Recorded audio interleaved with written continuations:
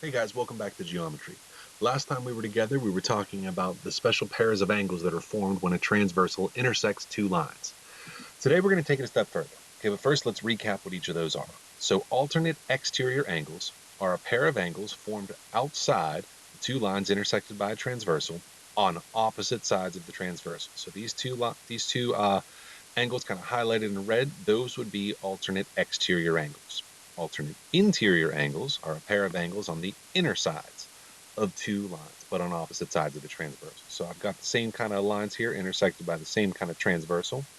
These two angles highlighted in red would be alternate interior. They're on opposite sides of that transversal between those two lines.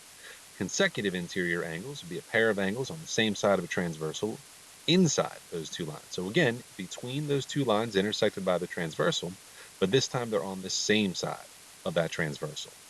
And then lastly, we've got corresponding angles. They're in matching corners when two lines are intersected by a transversal. So I look at this one's kind of the bottom left of the top intersection, and this angle is kind of the bottom left of the bottom intersection. They're in the same position in the two different intersections. That makes them corresponding angles. Okay? All right, now let's talk about what we can do when we have that transversal intersecting parallel lines. Because when when a transversal intersects parallel lines, some special stuff happens with those special pairs. First off, alternate interior angles are congruent. Alternate exterior angles are congruent. Corresponding angles are congruent. And consecutive interior angles are supplementary. So when we have parallel lines intersected by a transversal, some special stuff happens with those special pairs of angles. But remember, the alternate interiors are congruent, alternate exterior angles congruent, corresponding angles congruent. Consecutive interior, however, are going to be supplementary. Okay, now we want to keep all of those relationships in mind because it's going to help us answer some questions here. Okay, so I've got this diagram here with lines R and H intersected by this transversal M. And right here, they're telling me that lines R and H are parallel. Now, guys, this is really, really important. If they don't tell us that lines are parallel, like they do right here, we cannot assume that that has to be true. Okay, we need to make sure that that's somehow indicated in the diagram. Well, since we have it here, we can use it.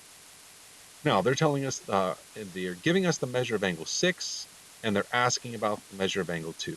So let's take a look. Here's 6, and here's 2. The first thing we want to think about is what pair of angles are we working with? Well, angle 6 is an exterior angle. Angle 2 is an interior angle. So they're not going to be alternate interior, alternate exterior, or even consecutive interior, because I have one of each.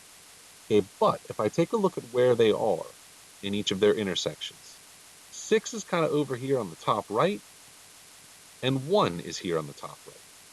So they're in the same position of different intersections. That makes angles 2 and 6 corresponding angles. Now, if we take a look at our list up above, we can see that corresponding angles, when you have parallel lines, are going to be congruent. So that means measure of angle 6 has to be exactly the same as measure of angle 2, which means it's also going to be 110 degrees. Okay, all right, how about example 2? Now I want the measure of angle, they give us the measure of angle 5, and they ask us about the measure of angle 4. Okay, so we want to think about what pair of angles are 4 and 5.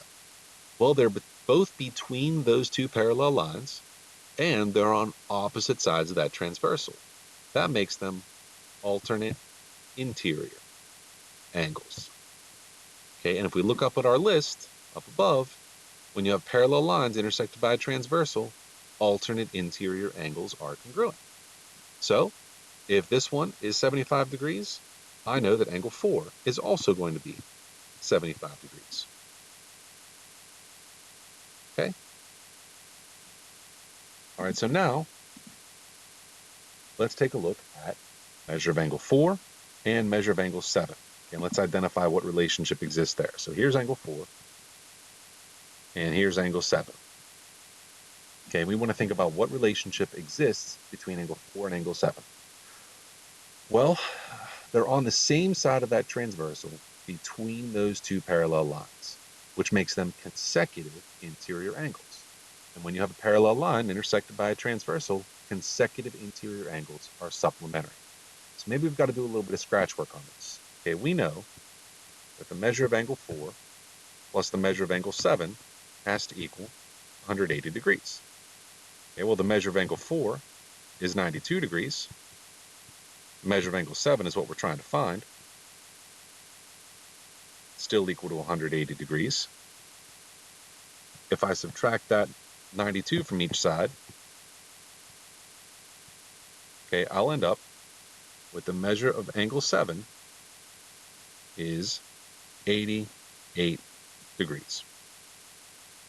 Okay, so we identify what pair exists between those two angles, and we use that to find the missing measure.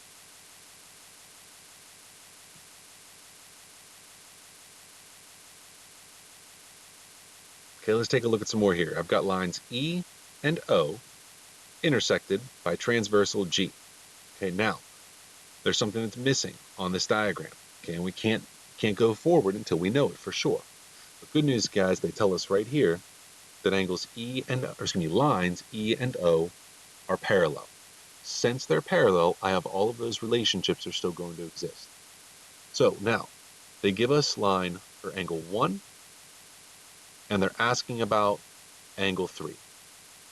Okay, so the first thing I need to do is identify what pair of angles those are. Well, angle 1 is an exterior angle, and angle 3 is an interior angle. So that kind of limits my choices, and it makes it a little bit difficult, but it also makes it really easy. Because if we look at where each of those angles are in their intersection, so angle 1 is kind of top center. Okay, angle 3 is top center of its intersection. That makes these two angles corresponding angles. And corresponding angles, when parallel lines are intersected by a transversal, are congruent. So if angle 1 is 80 degrees, angle 3 is also going to be 80 degrees. Okay, moving right along. Tell you what, let's make this all fit on the same page.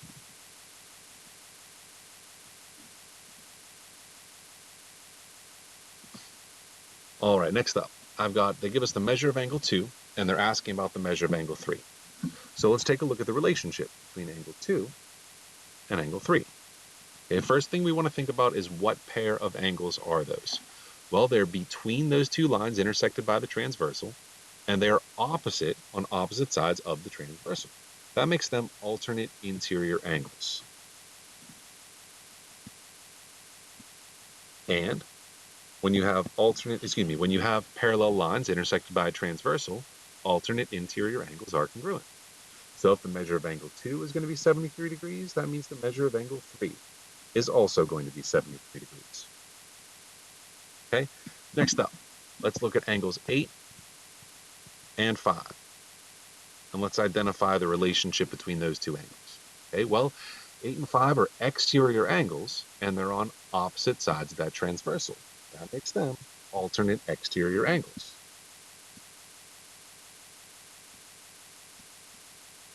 Okay, and when you have parallel lines intersected by a transversal, alternate exterior angles are going to be congruent. So since they're congruent, that means if angle 8 is going to be 112 degrees, angle 5 is also going to be 112 degrees. Okay, and the last one for this diagram, we're going to look at angles 2 and angle 6. Okay, angle 2 and 6, they're still interior angles. They're between those two lines, between E and O, but they're on the same side of that transversal. Okay, between those two lines intersected by the transversal, on the same side of the transversal, makes them consecutive interior angles.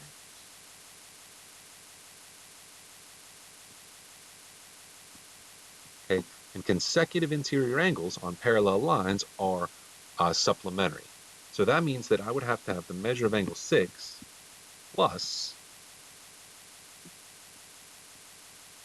68 degrees would give me 180 degrees. Okay, well, if I subtract that 68 from both sides, that means I'm going to be left with measure of angle 6 is equal to 112 degrees. Okay? All right, so that's it for that diagram. Let's come down here and take a look at this one. Ooh, we've got some extra lines here. Now, we have here that lines T and H are parallel. Okay, and that's, if we see these lines right here, these arrows on the lines like this, that's another way that we can indicate that lines are parallel. Okay, we can put arrows on them to show that they're parallel. All right, now, both T and H are intersected by lines M and by line A. So that generates a whole lot of extra angles here. So we have to make sure that whenever we're talking about corresponding alternate interior, alternate exterior, those only exist on the same transversal. So I couldn't say that angle 2 and angle 15. I could not say that those are alternate interior angles. They are on opposite sides of their transversals. They are between those two parallel lines, but they're on two different transversals. Okay, so that keeps them from being any special pair of angles. So all of those pairs of angles exist only on one transversal. So let's look at angle 6 and angle 8. And let's try to identify what pair of angles those are. Well, first off, what might be helpful for us is to really focus on just this transversal, where those exist. Okay, so we're just focusing on this section. We're ignoring the other parts. So I want to look at those pair of angles. Now, they are on, angle 6 is an interior angle. Angle 8 is an exterior angle. They are outside, it's outside lines T and H, but 6 is between lines T and H. So that means that they can't be alternate interior or alternate exterior or consecutive interior. Since one is interior and one is exterior, the only thing that they can possibly be is corresponding. So what I want to take a look at is, are they in the same spot in their respective intersections? Angle 6 is bottom right. Angle 8 is bottom right. So they're in the same spot of their respective intersections, which means that they are going to be corresponding angles. So I can treat them that way. And when you have parallel lines intersected by a transversal, corresponding angles are going to be congruent. So if measure of angle 6 is 58 degrees, that means that the measure of angle 8 must also be 58 degrees.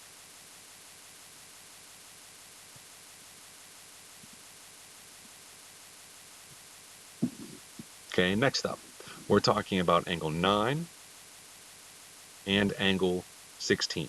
We want to look at those two. Now, those are both on line M. Okay, so that's what I'm going to focus on. I'm just going to focus on the angles in here. Everything else outside of this rectangle is not part of this question.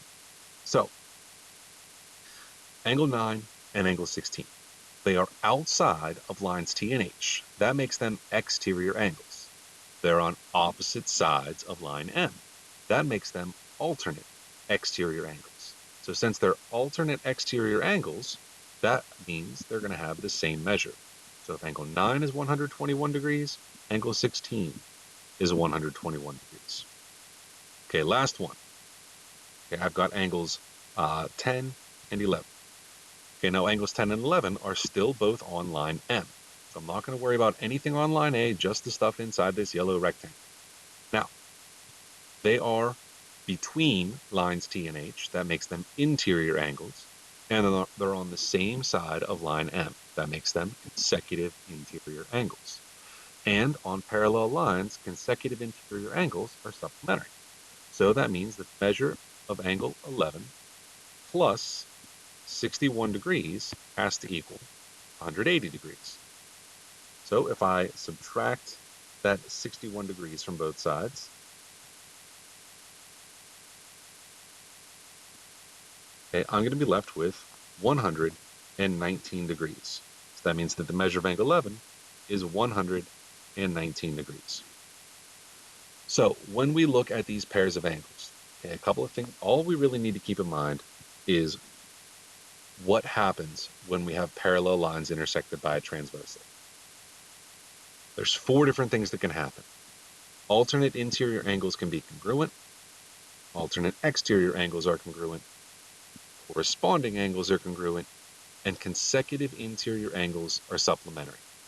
So if we're given one measure and asked for another, what we have to determine is what pair of angles are those two.